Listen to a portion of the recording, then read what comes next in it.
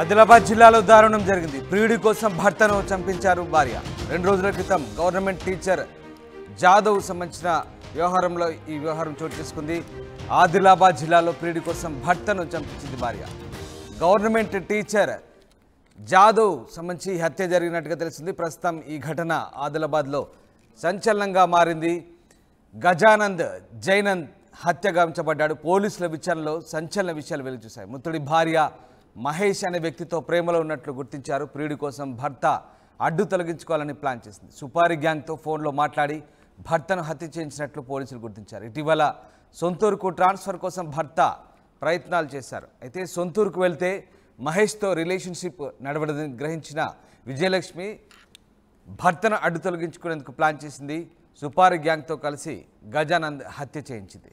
Right, ఇక ఈ హత్యకు సంబంధించి పూర్తి సమాచారాన్ని మా ప్రతినిధి రవినాయక్ అందిస్తారు. నార్నూర్ మండలం నాగల్కొండ గ్రామంలో ఉపాధ్యాయుని హత్య సంచలనంగా మారింది.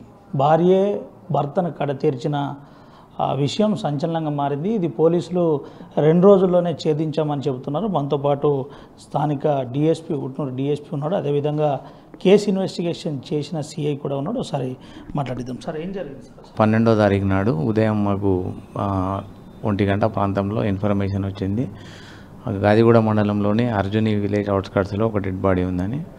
పోయిన తర్వాత కేసు రిజిస్టర్ చేసినాము. ఇన్వెస్టిగేషన్లో తెలిసింది ఏంటంటే వాళ్ళ భార్య ఎవరైతే డిసీజ్డ్ ఉన్నాడో రాథోడ్ గజేందర్ వల్ల మిసెస్ విజయలక్ష్మి, ఆమెకు చదువుకున్నప్పటి నుంచి వెళ్ళి ఒక బాయ్ ఫ్రెండ్ ఉండే, అతని పేరు రాథోడ్ మహేష్. పెళ్ళైనా కానీ అతనితోటి అక్రమ సంబంధం అనేది కంటిన్యూ చేస్తుంది.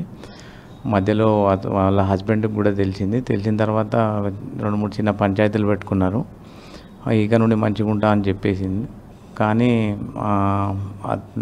అతనికి అనుమానం ఉంటుండే, అడ్డొస్తున్నారని చెప్పేసి ఆమెనే అలా బాయ్ ఫ్రెండ్ తోటి ఇంకా 2 సుపారీ ఇచ్చేసి 3 లక్షల రూపాయల సుపారీ ఇచ్చి చంపించింది. ఇది 12th రోజు మార్నింగ్ 9:30 ఆ ప్రాంతంలో అర్జుని అవుట్స్కట్స్లో జరిగింది. ఏంటి సార్ ప్రధానంగా అంటే హ్యూమన్ యాంగిల్లో చూస్తే ప్రస్తుతం పరిస్థితి ఏ విధంగా ఉంది? ఆ తల్లిదండ్రులు ఏమంటున్నారు? ఎట్లా అంటే దీనికి ప్రధాన కారణం అక్రమ సంబంధమేనా, ఇంక ఇతరత్ర ఏదైనా ఆస్తి తగదా? ప్రధానంగా అక్రమ సంబంధం, అతను అడ్డొస్తున్నాడని. కానీ ప్రీ ప్లాన్డ్గా అతను సంపాదించిన ఆస్తి ఏదైతే ఉందో ఒక 5-6 ప్లాట్లు ఉన్నాయి. అవన్నీ ఆమె పేరు మీదనే ముందుగా చేయించుకుంది. ఇతడు అనుమానం వచ్చి ఇంటి దగ్గరనే ఆమెను ఉంచుదామని చెప్పేసి ట్రాన్స్ఫర్కు అప్లికేషన్ పెట్టుకున్నట్టు తెలిసింది. ఇక ట్రాన్స్ఫర్ అయిపోతే మళ్ళీ రిలేషన్షిప్కు గ్యాప్ వచ్చేస్తుందని చెప్పేసి ఇది అదనుగా భావించి అతన్ని హతమార్చడం జరిగింది. రైట్, ఇది పరిస్థితి. మనతో పాటు డిఎస్పీ కూడా ఉన్నాడు. అసలు ప్రస్తుతం ఏ విధంగా కేసు ఇన్వెస్టిగేషన్ మూవ్ అవుతుంది, దాంతోపాటు ఇప్పుడు రిమైండ్ చేస్తున్నారు, ఎంతమందిని రిమైండ్ చేస్తున్నారు ఏంటనేది ఒకసారి తెలుసుకుందాం. నాగల్కొండ గ్రామస్తుడైన గజేందర్ అనే వ్యక్తి మేడిగూడ బేల మండలంలో టీచర్గా పనిచేస్తున్నాడు. 12th రోజు స్కూల్స్ రీఓపెనింగ్ కాబట్టి అతను స్కూల్కి వెళ్ళే ప్రయత్నంలో ఉన్నాడు. అయితే అతని భార్య అతను మహేష్ అనే వ్యక్తితోటి విజయలక్ష్మికి అక్రమ సంబంధం దాదాపు 7 సంవత్సరాలకు వెళ్ళి కొనసాగుతున్నది. ఇది కూడా భర్తకు మరియు బంధువులకు తెలియడం వల్ల కుటుంబంలో కొన్ని తగాదాలు ఏర్పడడం జరిగింది. ఎలాగైనా చేసి భర్తను అడ్డు తొలగించుకోవాలనే ఉద్దేశంతో ఆమె తన ప్రియుడు ఈయన మహేష్ మరియు ఇంకో 2 వ్యక్తులు సుశీల్ మరియు కృష్ణ అనే వ్యక్తులను డబ్బులు ఇచ్చి భర్తను అడ్డు తొలగించుకునే ప్రయత్నం చేసింది. ఎలాగైనా అదే రోజు 12th రోజు హతమార్చాలని చెప్పేసి ప్లాన్ చేసుకున్నారు. ఇతను గజేందర్ బైక్ మీద పోతుంటే దారిలో వీళ్ళు అర్జుని అవుట్స్కట్స్ దగ్గర కాపు కాచి అతన్ని అడ్డగించి రాళ్లతోటి కొట్టి దారుణంగా చంపడం జరిగింది.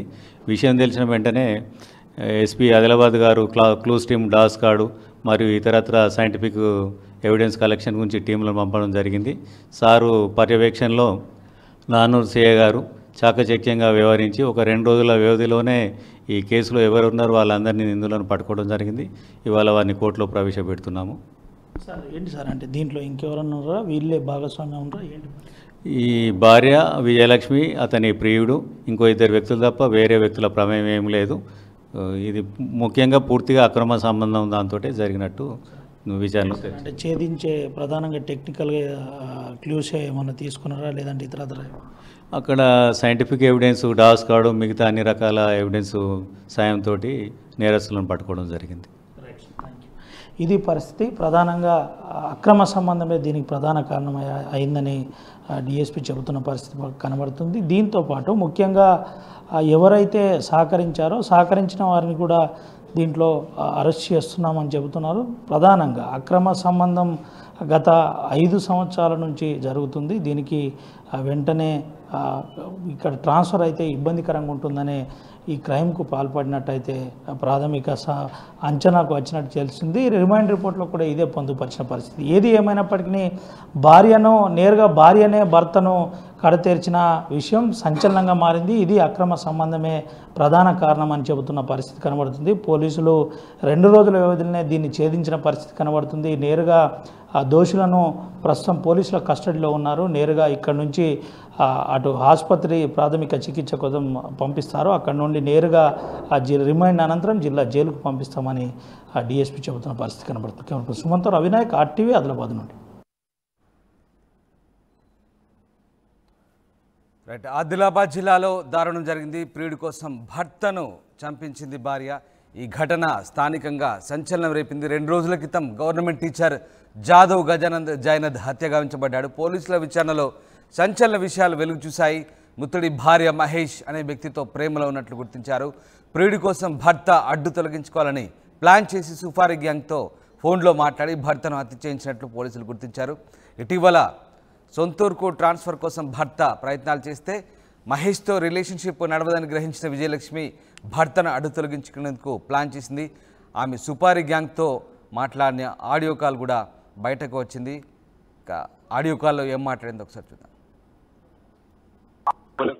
मम्मी का लव यू अरे आमा चाहे लव यू बातें कर रहे छ लव यू मम्मी भेंडी कहाँ तो कौन थी है भेंडी लव यू मम्मी वो अन्ना ती बातें करे एक बार खाली ताती बातें करूच एक मिनिट खाली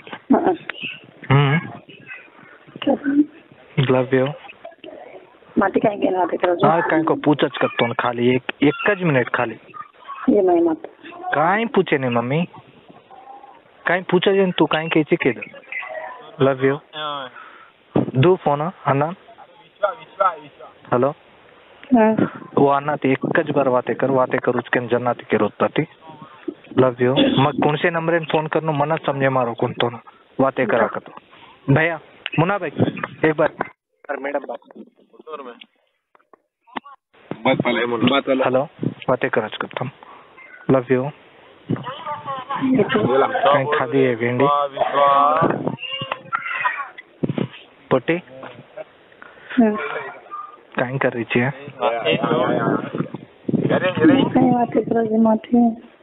काय को पूछच कर लव यू मम्मी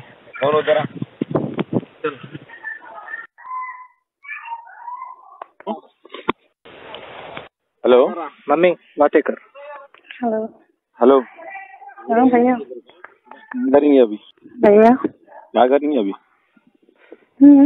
क्या करेंगे काय बोलो। करा करो ते नाद भाई निकले अरे हाँ। कजू कौन होता है काय करी थी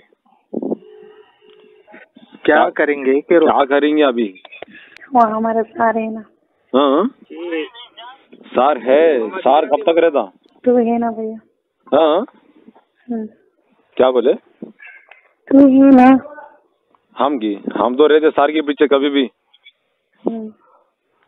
फिर तुम नहीं पलटना भाई मैं क्यों पलटती भैया सवेरे उधर से नारनूर से निकल रहा था इधर से नहीं अगला बार पूरा एड्रेस के साथ पूछ ले एक बार किधर से निकल रहा है मम्मी थोड़ी सी निकल रहा मैडम बोलो जरा हेलो भैया बोलो ना मैडम क्या कहाँ से निकल रहे क्या बोलो ना जरा मैं इंटरनेशनल दी थी यहाँ से निकलने के बाद हाँ यहाँ से निकलने के बाद इंटरनेशनल दी थी हाँ मारना है, जान से मारना है। मैं नहीं बोला क्या है ना कन्हैया तो पूछ रो छ मम्मी मैं के दिन पड़न तो पूछ रो छ भैया मार के डगर जा खाली मारना है, जान से मार देना है। जान से గవర్నమెంట్ టీచర్ జాదవ్ గజానన్ జైనంద్ హత్య సంచలనం రేపుతోంది. పోలీసుల విచారణలో సంచలన విషయాలు వెలుగు చూశాయి. మృతుడి భార్య మహేష్ అనే వ్యక్తితో ప్రేమలో ఉన్నట్లు గుర్తించారు. ప్రియుడి కోసం భర్త అడ్డు తొలగించుకోవాలని ప్లాన్ చేసి సుఫారీ గ్యాంగ్తో ఫోన్లో మాట్లాడి భర్తను హత్య చేయించినట్లు పోలీసులు గుర్తించారు. ఇక ఈ హత్యా ఘటనకు సంబంధించి మృతుడు కుటుంబ సభ్యులతో మా ప్రతినిధి రవినాయక్ ఫేస్ టు ఫేస్. భార్య భర్తను కడతీర్చింది. సుపారీ గ్యాంగ్తో భర్తను హత్య చేయించింది. హత్య చేయించిన తర్వాత వారి కుటుంబ సభ్యులు ఏమంటున్నారు, అసలు ఎందుకు హత్య చేయించే పరిస్థితి ఏర్పడింది, అక్రమ సంబంధమే ప్రధాన కారణం అంటున్న ఇటు పోలీసులు, ప్రస్తుతం తల్లిదండ్రులు ఏమంటున్నారో తల్లిదండ్రులు ఎటు చూసినా కన్నీటి గాథైనా పడుతుంది. ఒకసారి తల్లిదండ్రులతో మాట్లాడుతాం. సార్ ఏం జరిగింది అసలు?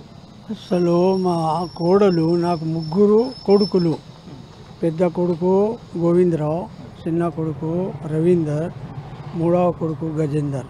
ఆయన హ్యాండిక్యాప్ ఉండి ఆయన డిగ్రీ చేసి తెలుగు పండిట్ చేసి ఉండే. ఆయన కొన్ని రోజులతో ఇటు అటు కొన్ని పనులు చేసిన తర్వాత జూనియర్ కాలేజీలో జూనియర్ లెక్చరర్గా పని చేసిండు. 10 సంవత్సరాల వరకు చేసిండు. తర్వాత ఆయనకు తెలుగు పండితుగా ఉద్యోగం దొరికింది.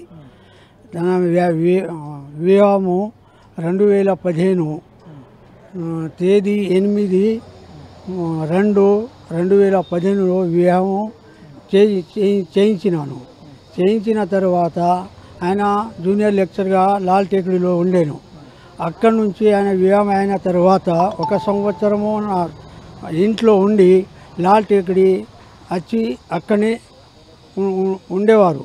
ఉండిన తర్వాత అక్కడి నుంచి అక్రమ సంబంధం ఎప్పటి నుంచో చేసుకుంటూ ఉండే ఒక వ్యక్తి ఆమె దగ్గర వచ్చేసి మాకు తెలియకుండా మాకు గుమ్రాన్ చేసేసి ఆయన భర్తతో ఇంత ప్రేమగా ఉంచి భర్తను కూడా తెలియకుండా చేసి తర్వాత లోపల ఏదో మందులు వేసి ఆయనకు ఎటు మాట్లాడు తల్లిదండ్రులతోని కానీ అన్నదమ్ములతోని ఎవరితోని ఏదో మాట చెప్పకుండా చేసేసి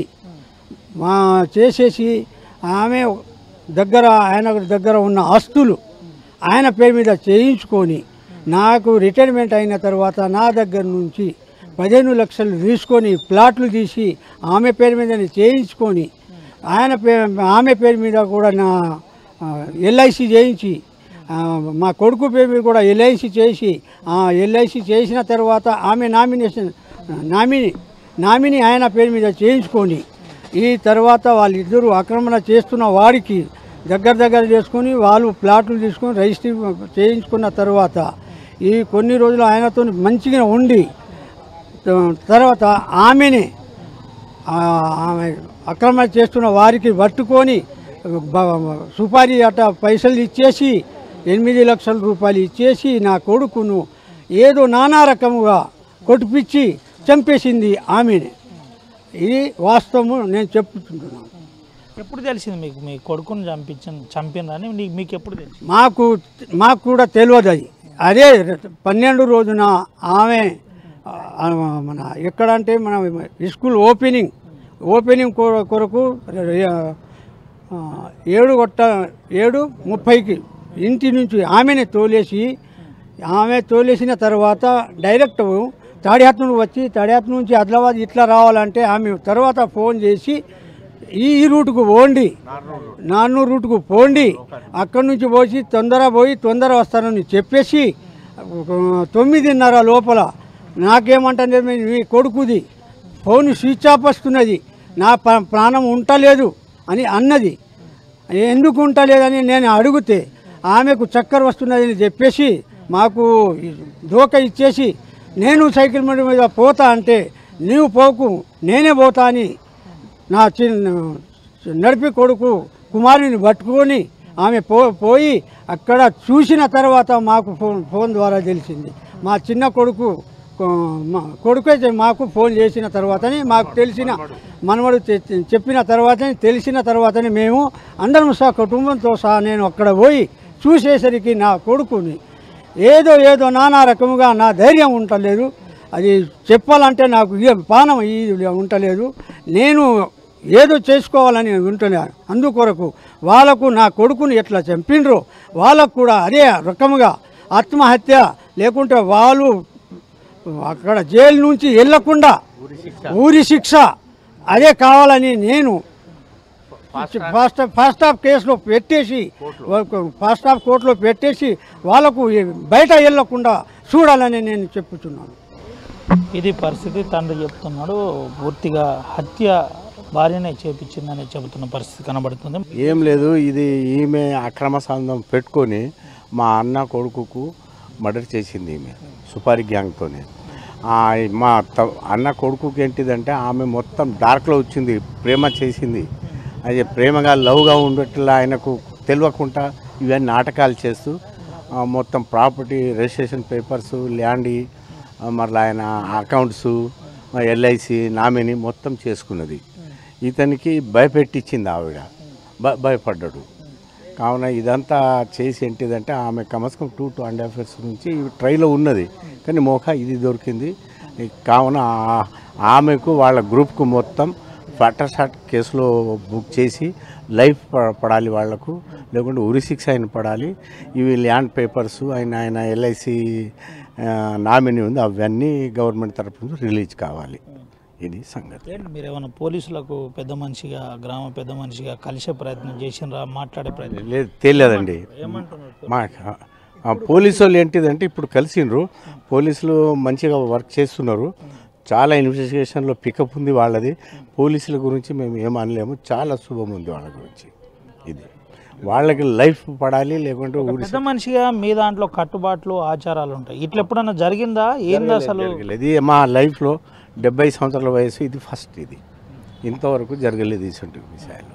ఇది సంగతి. దయచేసి వాళ్ళకు fast track special government court చేసి వాళ్ళకు లైఫ్ పడాలి, ఊరి పడాలి, ఇవన్నీ ఉన్నాయి, రిలీజ్ కావాలి. Fast track court. చెప్పు బాబు, ఏం జరిగింది అసలు? ఎప్పుడు తెలిసింది మీకు? మాకంటే పొద్దుగల 7:30కి వెళ్ళిపోయిన తర్వాత ఆయన ఈ స్కూల్కి పోతాడు కదా, తడియాతనూరు వెళ్ళిండు. తడియాతనూరు ఇటు పారాయిండు, ఇటు ఆదిలాబాద్ పోయేందుకు. అప్పుడు ఇంటి నుంచి ఫోన్ చేసిందట. మా నాయన అక్కడ ఉన్నాడు కొని లోకారి, అక్కడ నీ తోవ చూస్తాడు, మా నాన్న ఏమో మాట్లాడతాడట నీతోని, ఇటు నుంచి పో అని అన్నదట. భర్తకు చెప్పింది. భర్త మళ్ళా మా మామ ఉన్నాడు, వారికి కలవాలని ఇటు నుంచి వెళ్ళిన తర్వాత అక్కడ మామ లేనప్పుడు వాపస్ వస్తాడా, మళ్ళీ ముందు ఈ స్కూల్కే పోయిండు. పోతే అక్కడ ముంగట వాళ్ళు ఉన్నప్పుడు వాళ్ళని చూసి వాళ్ళకు ఆపిండ్రు. వీనికి ఆపి హెల్మెట్ ఉండేది, దీనికి హెల్మెట్ తీసేసి మళ్ళా అక్కడ ఒక దెబ్బ కొట్టిండ్రేమో, గుంజుకోపోయి కింద లోయల చేను ఉండే అదే గడ్డల, ఆ చేనులో బండలతో కొట్టి చంపిండ్రు. ఈ చేతులు కొట్టిండ్రు, మొత్తం పలిగింది. ఇది మెదడు వెళ్ళింది వెనుక, ఇక్కడ మొత్తం డ్యామేజ్ అయింది. అది చూసినాం మేము, అంతే. మాకు తెలుసు అది ఎందుకు చంపిందంటే ఈ ప్రాపర్టీ ఎక్కువైంది. ఆ ప్రాపర్టీ కోసం ఈయన్ని చంపేస్తే ప్రాపర్టీ నాదే ఉంటుంది, ఎవరికి తెలియదు, ఎవరో చంపేసిండ్రు అని అనుకున్నది అది. కానీ ఇప్పుడు ఆయన మీద వచ్చిందని ఇప్పుడు ఉన్నది. లేకుంటే ఆయన ఈయన నౌకరీ ఈ జీతం ఇది ఉన్నది కదా, ఇది నా మీద వస్తుంది, పెన్షన్ వస్తుంది, నేను నౌకరీ చేస్తా.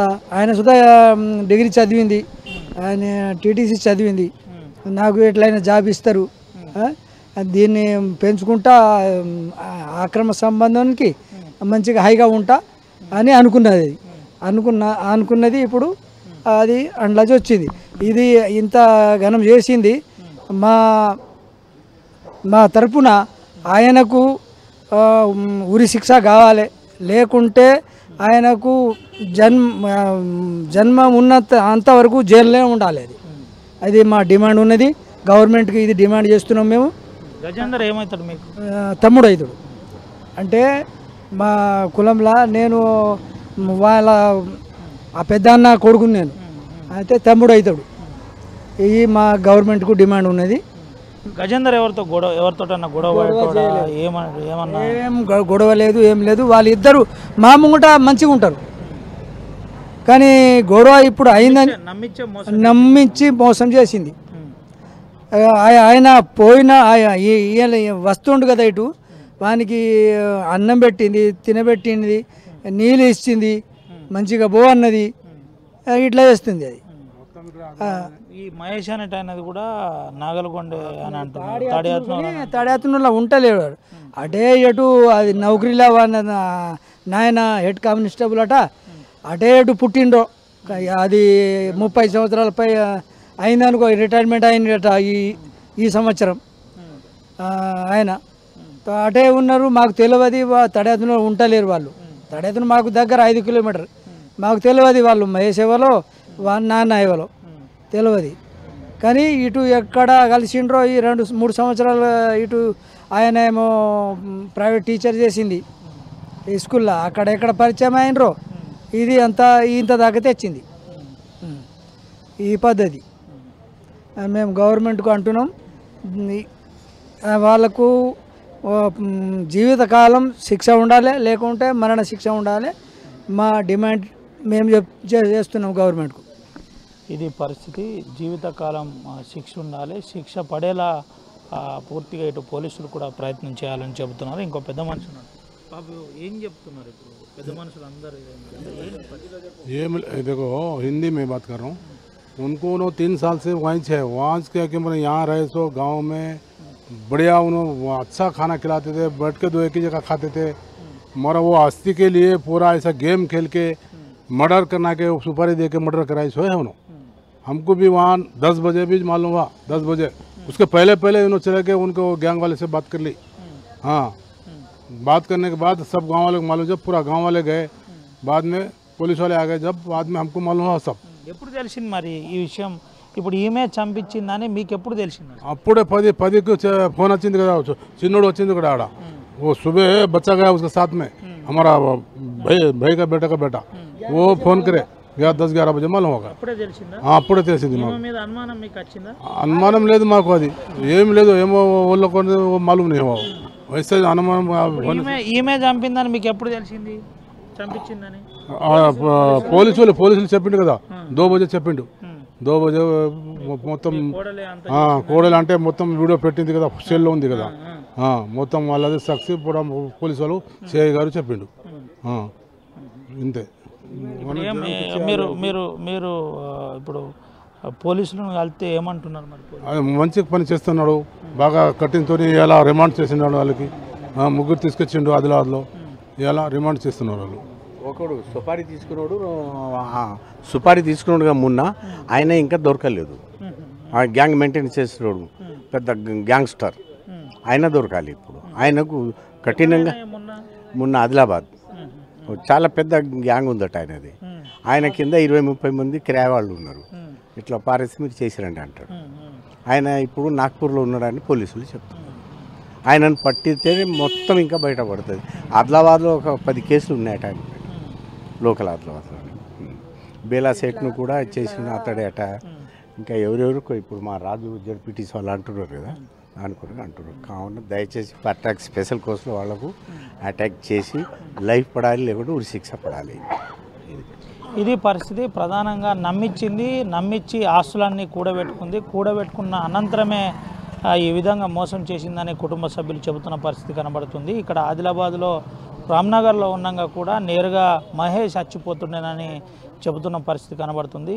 దీంతోపాటు ఆస్తులనే పైన కన్నేసింది. 2.5 సంవత్సరాల నుంచే ప్రయత్నం చేస్తుంది. ప్రయత్నం చేసి మాటేసి కాటేసిందని చెబుతున్న పరిస్థితి కనబడింది. దీంతోపాటు ఇటు వెంటనే నామినీ పేరును తొలగించాలి, అధికారులు మాకు సహకరించాలి, ఉన్న అబ్బాయి ఏదైతే ఉన్నదో, కొడుకు ఏదైతే ఉన్నదో, కొడుకు పూర్తి స్థాయిలో అన్ని హక్కులు చెందే విధంగా ఉండాలని చెబుతున్న పరిస్థితి. ఇదంతా ఆస్తి కోసమే జరిగింది. భర్తను భార్యనే కడ తీర్చింది. అక్రమ సంబంధమే ప్రధాన కారణం.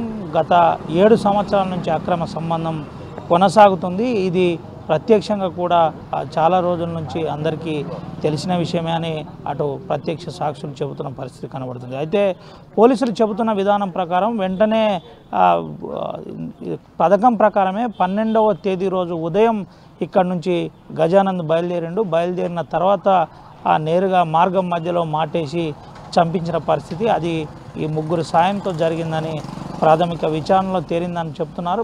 ఎవరైతే బాధితులు ఉన్నారో, ఎవరైతే బాధిత కుటుంబం ఉన్నారో వాళ్ళు శోక సముద్రంలో ఉన్నారు. వెంటనే మాకు న్యాయం జరిగే విధంగా చూడాలని చెబుతున్న పరిస్థితి అయితే కనబడుతుంది. Over to studio.